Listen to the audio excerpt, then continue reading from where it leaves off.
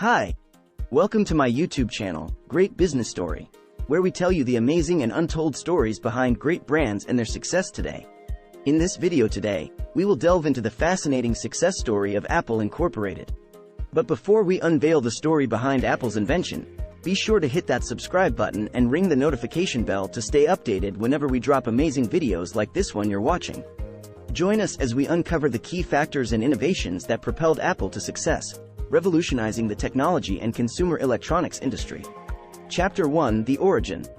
The inception of Apple can be traced back to the mid-1970s, when the two Steves embarked on a journey that would forever revolutionize the technology industry.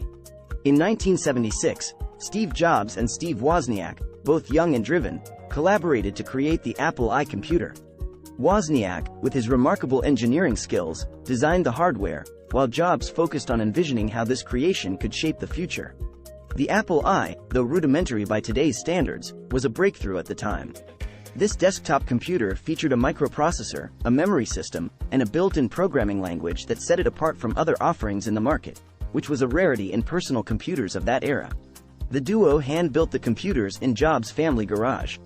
The machines were sold without a casing, keyboard, or monitor, a far cry from the sleek designs we associate with Apple today.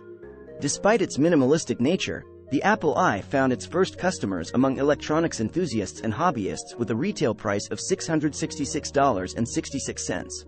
The turning point came in 1977 with the launch of the Apple II. This was the first fully assembled personal computer, complete with a plastic casing and a color display. The Apple II was a game-changer, heralding the era of mass-market personal computing. It featured an open architecture, which encouraged software developers to create applications, further expanding its utility. The success of the Apple II marked the beginning of Apple's journey to becoming a major player in the technology industry. Chapter 2: Massive Growth. As the demand for Apple products grew, the company transitioned from a garage operation to a proper production facility. This allowed them to streamline manufacturing and meet the increasing consumer demand. The success of the Apple II also enabled Apple to go public in 1980, raising substantial capital for further development and expansion.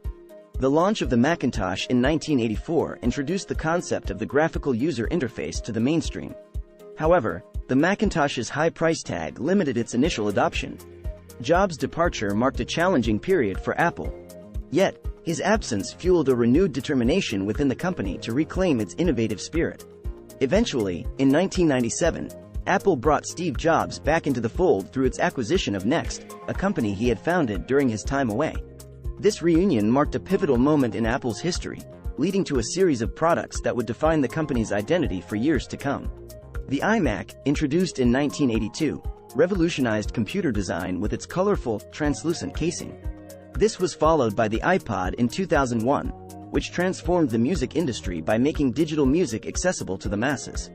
The subsequent years saw the launch of iconic products like the iPhone in 2007 and the iPad in 2010, both of which redefined their respective markets and solidified Apple's position as a technological powerhouse. With offerings like Apple Music, iCloud, and the App Store, the company tapped into recurring revenue streams. This shift was evident in financial reports that highlighted not only device sales but also the growing influence of its services segment. Chapter 3: Financial Breakthrough. By the end of its first year, Apple's revenue had reached approximately $774,000. The following year, Apple's revenue more than doubled to $2.7 million as the popularity of the Apple II continued to rise. The company had found its niche in the emerging personal computer market. Introduction of the Apple II computer in 1977 was a milestone catapulting the company into prominence. The financial report for that year highlighted an astonishing $8.3 million in revenue. The Apple II's user-friendly design and innovative features propelled the public's imagination, setting the stage for Apple's enduring reputation for technological innovation.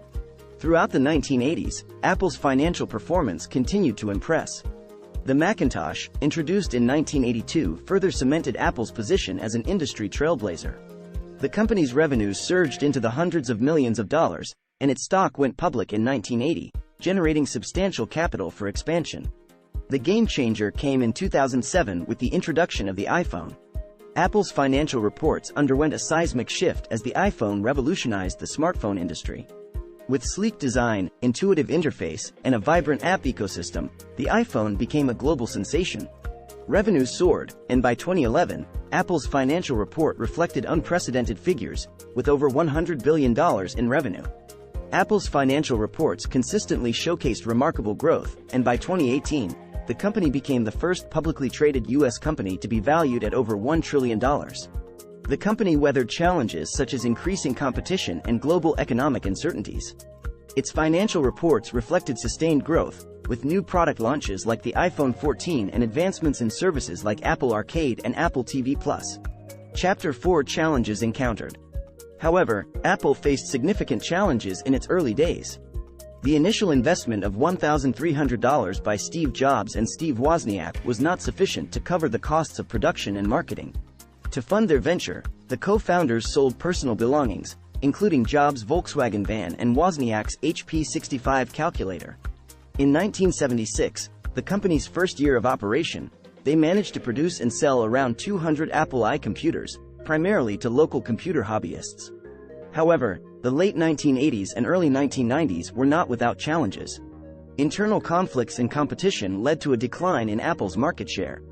This period saw the departure of Steve Jobs, only for him to return in 1997, heralding a renaissance for the company. Chapter 5: Journey so far. Despite the modest sales figures, the Apple I laid the foundation for Apple's future success. The company's commitment to innovation and user-friendly design caught the attention of investors and tech enthusiasts alike. The Apple II's release marked a turning point for the company's fortunes. One of the factors contributing to Apple's success was its unique approach to marketing. In 1980, the company released an iconic television commercial during the Super Bowl, directed by Ridley Scott. The commercial, known as 1984, introduced the Macintosh, Apple's next major product release. Chapter 6: Conclusion.